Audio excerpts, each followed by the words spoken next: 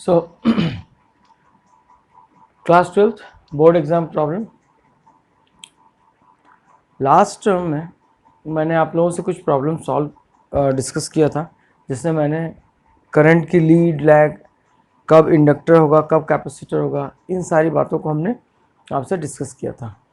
कुछ एक ऐसे प्रॉब्लम्स पूछे जाते हैं जो आपके रेजोनेंस सर्किट पर होते हैं या डायरेक्ट ग्राफ पर होते हैं, और उन प्रॉब्लम्स में थोड़े से कन्फ्यूज़न होती है बच्चों को, थोड़े से बच्चे कन्फ्यूज़ रहते हैं, लेकिन वो बड़े ही स्ट्रेट फॉरवर्ड क्वेश्चंस होते हैं और इसमें ज़रा भी डरने की या कंफ्यूज होने की ज़रूरत नहीं होती है ना। तो अब क्वेश्चन ये आता है कि वो क्वेश्चन पूछे कैसे जाते हैं। तो मैं यहाँ पर बहुत जल्दी में करीब 5 to 6 टाइप्स के प्रॉब्लम जो है वो मैं आपको डिस्कस करूँगा। देन आफ्टर फिर मैं आपको एक ट्रांसफार्मर का छोटा सा वो पोर्शन आपको दूंगा, जिसमें कि हम ट्रांसफार्मर से रिलेटेड सारी इंपॉर्टेंट बातें डिस्कस करेंगे, और उसके बाद उस पर बेस्ड न्यूमेरिकल जो कि आपके बोर्ड एग्जाम में पूछे गए उसको डिस्कस करूँगा मैं। सबसे पहले हम आते हैं जो हमारा लेफ्ट पोर्शन रह गया, यानी कि एसी फंडामेंटल का, और that depends on RLC. RLC यानी कि अब रेजोनेंस की बात करेंगे, हम रेजोनेंस पे बात करेंगे, ठीक है। तो रेजोनेंस के कंडीशन में लास्ट टाइम भी मैंने बहुत सारे प्रॉब्लम्स आप लोगों के साथ डिस्कस किए थे, और एक प्रॉब्लम वैसे तो बड़ा अच्छा था कि हमने आपसे पूछा था कि दिस वाज द क्वेश्चन कि अगर एक कैपेसिटर लगा दिया जाए यहाँ पर, ठीक है, एक कैपेसिटर लगा दिया जाए और ये यहाँ पर एक रेजिस्टर लगा दिया जाए, और ये यहाँ पर ये प्लस माइनस, और ये आपका एमीटर है। तो ये आपके बोर्ड में पूछा गया था कि ये कैपेसिटर है कि एट स्टेडी स्टेट कंडीशन में, at steady state condition ammeter reading क्या होगी, एमीटर रीडिंग क्या होगी, ammeter reading will be what. ये आपसे क्वेश्चन पूछा गया था कि what will be the ammeter reading. ये तो दिस इज सो सिंपल, मैंने लास्ट टाइम भी बताया था कि स्टेडी स्टेट कंडीशन में क्या होता है कि कैपेसिटर आपका ओपन हो जाता है। सो कैपेसिटर आपका ओपन हो जाता है स्टेडी स्टेट कंडीशन में, at steady state, at steady state condition, at steady state condition, ठीक है। Capacitor, capacitor acts as open circuit, acts as open circuit, ये हमारा ओपन सर्किट हो जाता है। तो जैसे ही ओपन सर्किट होगा, अब करंट की वैल्यू क्या होगी, यहाँ पर 0 एम्पियर हो जाएगी करंट, यानी कि उसको हम इस लफ्ज़ में भी बोलते हैं, ऐसे ही बोलते हैं कि कैपेसिटर हमारा डीसी सर्किट को, डीसी सप्लाई को ब्लॉक कर देता है। उसको हम ऐसे ही बोलते हैं कि कैपेसिटर हमारा डीसी सप्लाई को ब्लॉक कर देता है। तो कैपेसिटर ने आपकी डीसी सप्लाई को ब्लॉक कर दिया। अब ये आपका क्या आ गया, दिस इज योर रेजिस्टर, और यहाँ आपने बैटरी लगा दी प्लस माइनस। सो एमीटर की रीडिंग क्या होगी, so ammeter reading will be what, so ammeter reading, ammeter reading will be equal to 0 ampere. ये एमीटर रीड 0 करेगा, बिकॉज करंट ही फ्लो नहीं करेगा तो रीड क्या करेगा, है ना। तो ये प्रॉब्लम भी आपसे पूछी गई है आपके बोर्ड में। सो ऐसे आसान से प्रॉब्लम आते हैं, कोई ऐसी बिग डील नहीं है, बहुत ही सिंपल से प्रॉब्लम्स आते हैं, राइट।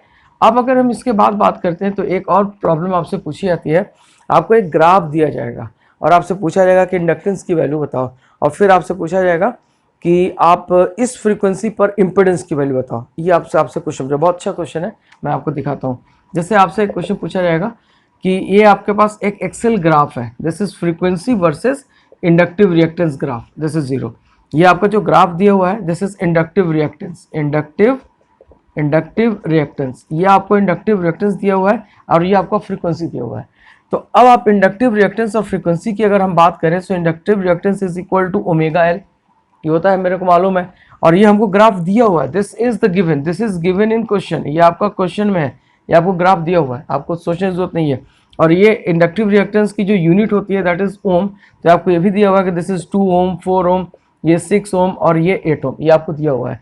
और यहाँ पर उसी के करस्पॉन्डिंग यहाँ पर आपको फ्रीक्वेंसी दी हुई है कि दिस इज 100 हर्ट्ज, ठीक है, this is 200 hertz, this is 300 hertz, है ना, ये आपको दिया हुआ है, एंड दिस इज 400, ये आपको 400 ऐसे दिया हुआ है, ये आपको फ्रीक्वेंसी दी हुई है, दिस इज फ्रीक्वेंसी, ये आपको क्वेश्चन दिया हुआ है, ये आपकी फ्रीक्वेंसी है।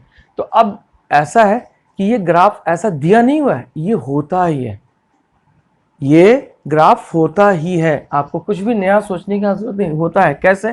तो XL equal to omega L, ये होता है ना। So omega is 2 pi F into L, right, XL. So XL will be directly proportional to frequency. कब? तो ये टू पाई एल क्या होगा?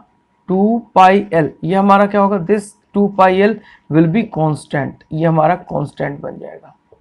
ठीक है, तो इसको 2 पाई एल को आप क्या मान सकते हो? दिस इज इक्वल टू कुछ ही मान लो, m मान लो कि दिस इज m, है ना, कुछ ही मान लो, या p मान लो कि दिस इज p, या हाँ p मान लो, p कांस्टेंट है, this is p is constant. ठीक है, ये हमारा कांस्टेंट है। सो हमारा एक्सएल किसके बराबर आ जाएगा? pf के बराबर, और p हमारा किसके बराबर आ जाएगा? 2 पाई एल के बराबर। तो अगर हमारे को ओम और फ्रीक्वेंसी दी हुई है तो क्या हम इंडक्टेंस की वैल्यू नहीं कैलकुलेट कर सकते हैं? कर सकते हैं, सिंपल सी बात है, कर सकते हैं, व्हाई नॉट। अब देखिए, ये आपको दिया हुआ है कि आपका ग्राफ है भाई, ठीक है ना, ये आपका ग्राफ है। आपसे पूछा गया है कि इंडक्टेंस की वैल्यू बताओ, ये आपसे पूछा गया है कि तुम इंडक्टेंस की वैल्यू बताओ। ओके फाइन, हमसे पहला क्वेश्चन पूछा गया है कि what will be the inductance, ये पहला क्वेश्चन, फाइन, कि हमसे इंडक्टेंस की वैल्यू पूछी गई है। सेकंड क्वेश्चन पूछा गया है, सेकंड हमसे पूछा गया है कि find impedance if R is equal to 4 ohm and frequency is equal to F is equal to 300 hertz, ये हमसे पूछा गया है, ये ठीक है। तो ये दोनों ही क्वेश्चन बहुत आसान है, इस दोनों क्वेश्चन में कुछ है ही नहीं। अब देखो ये क्या है आपका, अगर आप जरा सा भी अगर मैथमेटिक्स के खिलाड़ी हैं, वैसे तो आप इससे भी कैलकुलेट कर सकते हो, लेकिन चूंकि आपने, अगर आप बायो के भी स्टूडेंट हैं तो आपको कुछ भी सोचने की जरूरत नहीं है, क्योंकि आपने क्लास 9th भी किया हुआ है और क्लास 10th भी किया हुआ है। और ये इक्वेशन ऑफ स्ट्रेट लाइन है, और ये इक्वेशन ऑफ स्ट्रेट लाइन कब आता है? जब हमारा this is your X axis and this is your Y axis, और ये जब कोई एक स्ट्रेट लाइन इससे ऑरिजिन से पास होती है तो हम कहते हैं कि y is equal to m x, और ये क्या होता है? ये इसका स्लोप होता है, दिस इज इट्स स्लोप। ठीक है, तो y एक्सिस पर क्या है? तो y एक्सिस पे हमारा एक्सएल है m, और x एक्सिस पे क्या है? तो x एक्सिस पे हमारा फ्रीक्वेंसी है। सो एक्सएल इक्वल टू एफ, आ गया ये। m क्या है? तो m जो आपको मिलेगा, m is equal to what is this? m is equal to 2 pi L, ये आपका m है, m is equal to 2 pi L, यानी कि ये 2 पाई एल है जो आपका स्लोप है। अब क्वेश्चन ये आता है कि अगर आप मैथमेटिक्स के प्लेयर नहीं है तो स्लोप कैसे निकालिएगा? तो स्लोप कुछ होता ही नहीं है। आप देखो स्लोप कैसे निकालते हैं हम लोग। स्लोप के लिए ये एंगल मानते हैं भाई, 10th क्लास तो आपने बिल्कुल किया होगा, वहां पर tan थीटा कैलकुलेट किया होगा। तो slope is nothing but tan theta, ठीक है, स्लोप इज नथिंग बट, अब मैं यहाँ इसको सॉल्व कर दे रहा हूँ। Slope is nothing but tan theta, और tan थीटा का मतलब क्या होता है? अगर इसको a मान लें और इसको हम b मान लें तो tan थीटा का मतलब क्या होता है? हाइट अपॉन बेस, तो height upon base, this is your OB, right, this is your OB। तो हम tan theta equal to OB मान लें, ये हमारा स्लोप आ गया। तो अब AB की वैल्यू आप देखो तो कितना है वहां पर? तो AB की वैल्यू है आपको 8 ओम, लिख लीजिए, और OB की वैल्यू कितनी है? तो OB की वैल्यू है आपको 400 हर्ट्ज, ठीक है ना। ये आपको क्या मिल गया? This is your tan theta, यानी कि स्लोप मिल गया। और इस इक्वेशन, इसका स्लोप क्या कहता है? अगर आप यहाँ पर देखें तो ये हमारा y हो गया, दिस इज m हो गया, और ये x हो गया, y equal to m x. तो m किसके बराबर है? तो m हमारा p के बराबर है, p एक कांस्टेंट है, and this will be equal to 2 pi L. तो हम क्या लिख सकते हैं यहाँ पर? हम यहाँ लिख सकते हैं कि this slope is equal to 2 pi L. अगर हम बात करें तो slope is equal to 2 pi L, है ना। देखो यहाँ पर स्लोप 2 पाई एल के बराबर आ रहा है। आप इक्वेशन देखो, एक्सएल y एक्सिस पर, x एक्सिस पर फ्रीक्वेंसी है, तो y equal to m x का ग्राफ आ गया।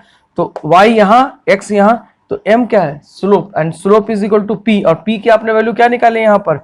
यहाँ से आपने p को कहा है कि प्रोपोर्शनलिटी कांस्टेंट है, और जिस प्रोपोर्शनलिटी कांस्टेंट की वैल्यू कितनी है? 2 पाई एल है। इस प्रोपोर्शनलिटी कांस्टेंट की वैल्यू 2 पाई एल है, तो आपने 2 पाई एल लिख दिया। So 2 pi L is equal to slope, और स्लोप कितना है? तो 8/400 है, right. So what will be L? L is equal to 8/8 pi into 100। बोलिए गलत है, सही है? बिल्कुल सही है। ये कैंसिल कर दीजिए, कितना आ गया? 1/100 पाई, दिस इज योर हेनरी। ये आपका आंसर आ गया, फाइन, ये आपका आंसर आ गया। आपका इंडक्टेंस की वैल्यू मिल गई, पहला पार्ट आपका पूरा हो गया। अब आपसे Z पूछा गया है एंड R और X की बात पूछी गई है, तो ऑब्वियस है सेकेंड पार्ट की अगर हम बात करेंगे तो Z R लगाया गया है इसमें, यानी कि R यहाँ पर दिया गया है और इसके कंडीशन में आपको दिया रहेगा कि R जो है इन सीरीज विथ L है, इन सीरीज विद L, ठीक है। So in series with L का मतलब कि हमारे पास RL सर्किट है and this will be equal to X square plus XL square, यही हमारा इम्पिडेंस होता है, ठीक है। आपसे Z की वैल्यू पूछी गई है, R आपको दिया हुआ है, R आप ले लो R स्क्वायर, तो R कितनी दी हुई है 4 दी हुई है, 4 लिख लो। XL की बात करते हैं, XL कह रहा है हम फ्रीक्वेंसी दी हुई है, तो अब इस फ्रीक्वेंसी पे हम XL की वैल्यू देखें तो कितना होगा, तो इस फ्रीक्वेंसी पर XL कितना है 6 ओम है, प्रॉब्लम सॉल्व होगी। इस XL 300 पर हमारा XL जो है वो कितना है 6 ओम है, तो 6 ओम लिख दीजिए, कितना होगा ये 36 प्लस 16 कितना आएगा √52 हो गया answer. This is equal to और ओम, हो गया फिनिश।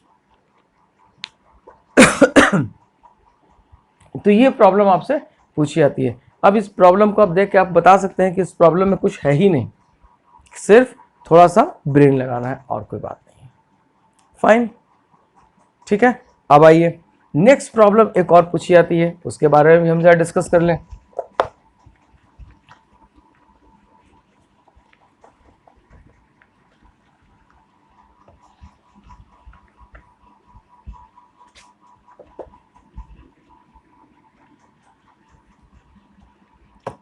एक प्रॉब्लम आपसे पूछी जाती है और वो प्रॉब्लम आपके ग्राफ से रिलेटेड है और आपका RLC से रिलेटेड है।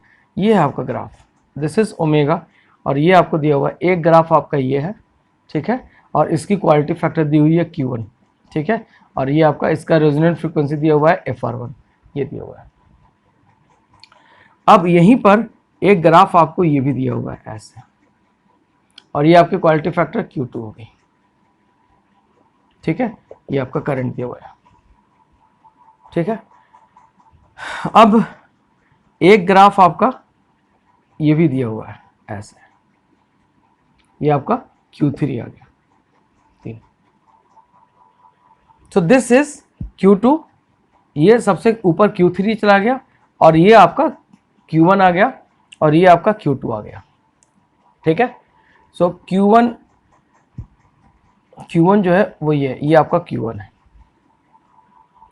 आपसे पूछा जाएगा, पहला क्वेश्चन पूछा जाएगा कि बताइए, फर्स्ट क्वेश्चन, कि क्वालिटी फैक्टर किसकी ज़्यादा होगी, यानी कि which curve has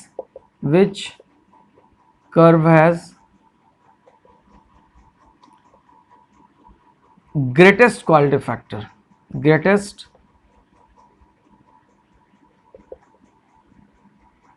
quality factor, पहला, दूसरा, ठीक है। सेकंड की वैल्यू पूछी जाएगी आपसे, सेकंड पूछी जाएगी आपसे कि बैंडविड्थ किसकी ज़्यादा होगी, which has got more bandwidth, यानी कि मोर, या हाँ मोर बैंडविड्थ कर दीजिए, मोर बैंडविड्थ, ये दो क्वेश्चन आपसे पूछे जाएंगे। देखिए, इसका याद रखने का सबसे अच्छा तरीका है कि जितना नैरो होगा उसकी क्वालिटी फैक्टर उतना ही ज़्यादा होगी, उसकी सिलेक्टिविटी उतना ही ज़्यादा होगी, और जितना जो वाइडर होगा उसकी क्वालिटी फैक्टर उतनी ही कम होगी। ये आपको याद रखने की बात है कि जितना जो पतला होगा, लंबा सा पतला कुतुब मीनार की तरह जो जाएगा, ये देखिए Q3 आपका कुतुब मीनार की तरह जा रहा है, तो ये अगर कुतुब मीनार की तरह जाएगा आपका Q3 होगा तो इसकी क्वालिटी फैक्टर ज़्यादा होगी, ठीक है। और जो कुतुब मीनार नहीं होगा, एक झोपड़ी की तरह होगा, एकदम फ्लैट होगा ऐसे, ठीक है, एक फ्लैट इस तरीके से होगा आपको, तो उसके पास पीक नहीं होगा, तो उसके पास क्वालिटी फैक्टर कम होगी, और quality factor is inversely proportional to bandwidth, तो बैंडविड्थ उस पर ज़्यादा होगी। ये सिंपल है। अब क्वेश्चन आता है कि हम कैसे माने, तो आपको मानना पड़ेगा बिकॉज मैं कह रहा हूँ, है ना। अब देखिए क्वालिटी फैक्टर कितनी है, quality factor is equal to omega naught L by R, ठीक है, and this is equal to omega naught upon bandwidth, यही आपका बैंडविड्थ है। यानी कि क्वालिटी फैक्टर जो है आपका, अगर ये कांस्टेंट है तो सबका ये कांस्टेंट हमने कर दिया, सबका ये कांस्टेंट है, रेजोनेंट फ्रीक्वेंसी सबकी कांस्टेंट है, तो क्वालिटी फैक्टर देखिए यहाँ पे, क्वालिटी फैक्टर अगर कांस्टेंट कर दे तो quality factor is inversely proportional to bandwidth, ठीक है ना, बैंडविड्थ से। अब देखिए, अब क्वेश्चन ये आता है कि क्वालिटी फैक्टर यानी कि Q0 इज इक्वल टू, आप कहते हैं कि omega naught L by R, ठीक है, ये आप चुपचाप कांस्टेंट कर दीजिए, चूंकि ये सबका FR1 सेम ही है तो इसको आप कांस्टेंट कर दीजिए। ठीक है, अब ये देखिए यहाँ पर क्या है, अगर आप R को इन डिक्रीज करेंगे तो ये क्या होगा, आपका क्वालिटी फैक्टर बढ़ेगा। ठीक है, करंट की सबसे ज़्यादा वैल्यू कहाँ पर है, ये आपका करंट है, करंट की मैक्सिमम वैल्यू कहाँ पर ज़्यादा है, तो Q3 की सबसे ज़्यादा है। अब यहाँ देखिए करंट की वैल्यू Q3, तो करंट जिसकी ज़्यादा, करंट किसका ज़्यादा होगा, I equal to V by R, I is equal to V by R. Current जिसका ज़्यादा होगा उसकी रेजिस्टेंस कम होगी, तो करंट किसका ज़्यादा है, तो Q3 का, तो करंट Q3 का अगर ज़्यादा है तो क्वालिटी फैक्टर किसकी ज़्यादा होगी, मिल गया आपको, क्वालिटी फैक्टर इसकी ज़्यादा होगी Q3 की। तो इसका मतलब आप ये कहेंगे कि जिसकी रेजिस्टेंस कम होगी उसका क्वालिटी फैक्टर ज़्यादा होगा। तो अब करंट का चूंकि ग्राफ है तो आप करंट से कह सकते हैं कि करंट इसकी ज़्यादा है तो क्वालिटी फैक्टर इसकी ज़्यादा होगी, उसके बाद Q2 की होगी और तब आपका Q1 की होगी। तो आप ये कह सकते हैं कि Q3 की क्वालिटी फैक्टर सबसे ज़्यादा होगी, Q2 की उससे कम होगी और Q1 की सबसे कम होगी। इसको हम बैंडविड्थ के टर्म में भी कह सकते हैं। देखिए अब यहाँ देखिए बैंडविड्थ किसकी ज़्यादा होगी, एक ये है और एक आपका ये है, किसकी बैंडविड्थ ज़्यादा होगी। अगर आप यहाँ पे दोनों लाइन खींचिएगा तो यहाँ पर फ्रीक्वेंसी रेंज आपको ज़्यादा मिलता है, यानी कि यहाँ पर मोर फ्रीक्वेंसी रेंज मिलता है, मोर फ्रीक्वेंसी रेंज, इस पॉइंट पर फ्रीक्वेंसी रेंज ज़्यादा मिलती है, यानी कि जो जितना चौड़ा होगा उस, और यहाँ पर क्या होगा, यहाँ पर इसकी फ्रीक्वेंसी रेंज कम होगी, ये लेस होगा, लेस फ्रीक्वेंसी रेंज होगा, less FR, less frequency range हो गया। ठीक है, तो यानी कि जिसकी बैंडविड्थ कम होगी, है ना, जिसकी बैंडविड्थ कम होगी वो पूरा लंबा होगा कुतुब मीनार की तरफ, और जिसकी बैंडविड्थ ज़्यादा होगी वो छोटा होगा, यानी कि एक फ्लैट मकबरा की तरह बनता चला जाएगा, ऐसे फ्लैट टॉम टाइप का, टॉम ऐसे, ठीक है ना, ये टॉम टाइप का बनता जाएगा ऐसे, ये फ्लैट। ठीक है, तो अब हम यहाँ पर क्या कह सकते हैं, हम यहाँ पर ये कह सकते हैं कि ज़्यादा क्वालिटी फैक्टर, तो ज़्यादा क्वालिटी फैक्टर किसकी है, Q3, तो बैंडविड्थ किसके पास ज़्यादा होगी, तो बैंडविड्थ सबसे ज़्यादा होगी Q1 के पास। सो Q1 यानी कि BW1 की बैंडविड्थ सबसे ज़्यादा होगी then BW2 and then BW3, यानी कि bandwidth is inversely proportional to quality factor. तो बैंडविड्थ इसकी ज़्यादा होगी 1 वाले की, उसके बाद इसकी होगी और तब सबसे पतली वाले की होगी Q3 की। तो बैंडविड्थ जिसकी उसी की ज़्यादा होती है जिसकी क्वालिटी फैक्टर कम होती है।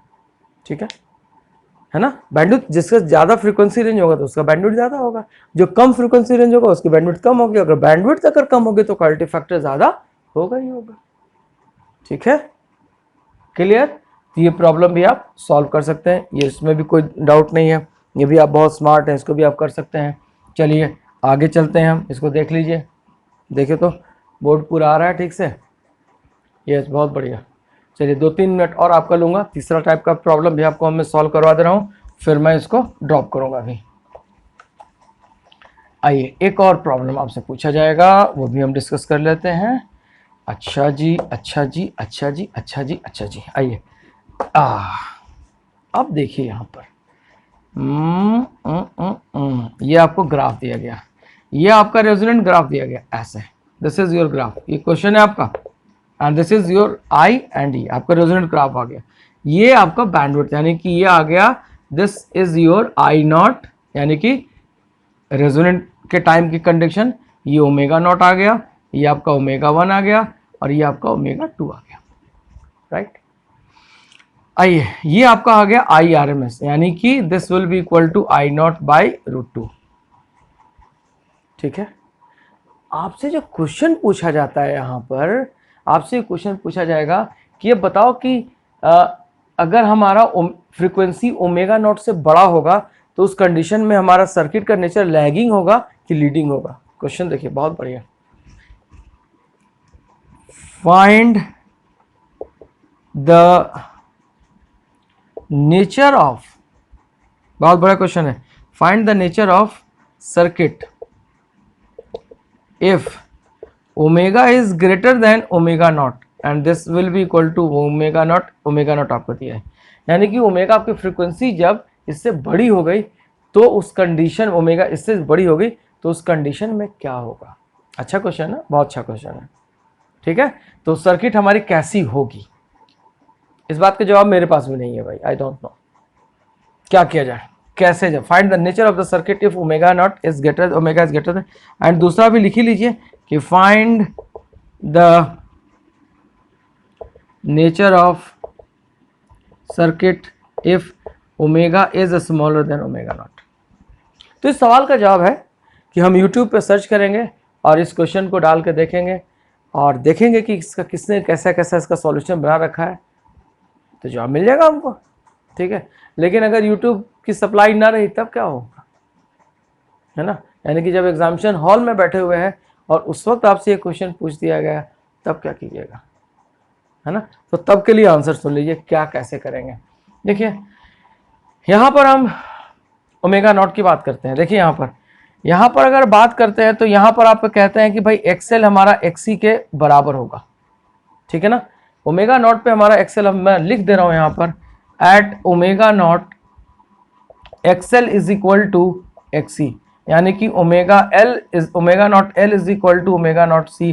तो जेड हमारा आर के बराबर हो जाता है, यानी कि प्योरली रेजिस्टिव हो जाता है। Fine.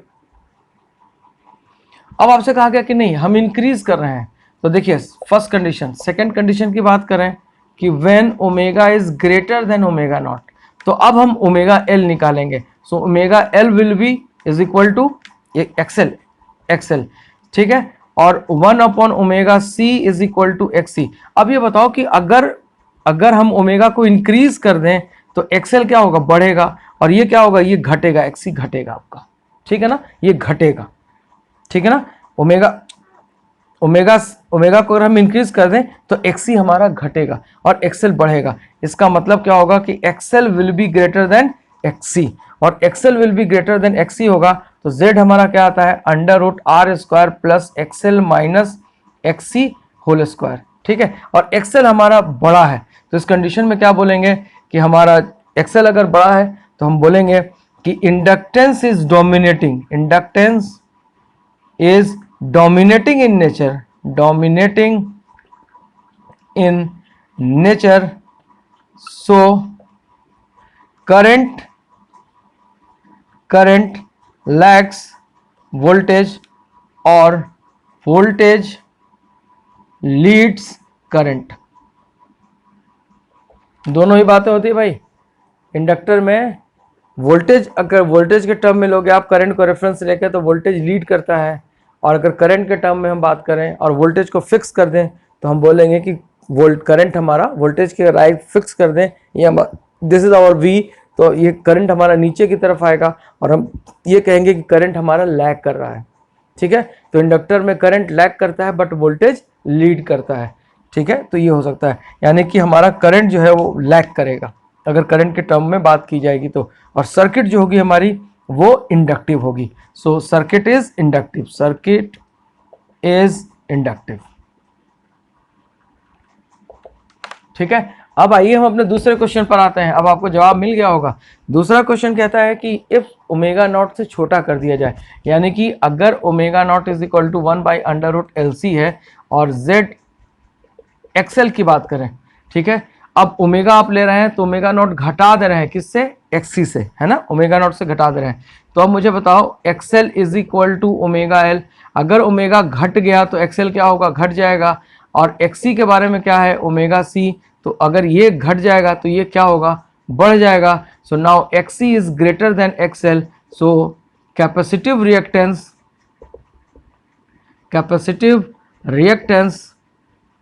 is dominating in nature,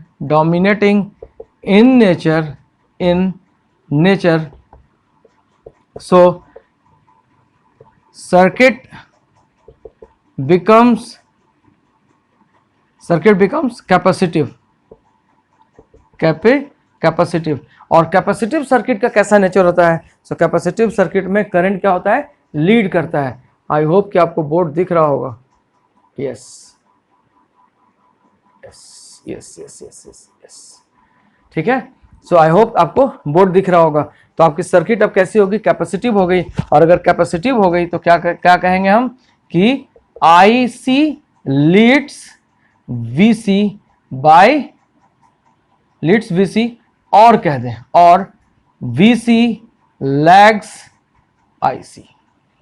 भाई सीधी सी बात, आपके पास 10 रुपए हैं, अब मेरे पास 5 रुपए हैं, या 8 रुपए हैं, मेरे पास 8 रुपए हैं, ठीक है। तो हम क्या कह सकते हैं कि मेरे पास 2 रुपए तुमसे कम है, या आप ये कह सकते हैं कि आपके पास 2 रुपए मुझसे ज़्यादा है, ठीक है।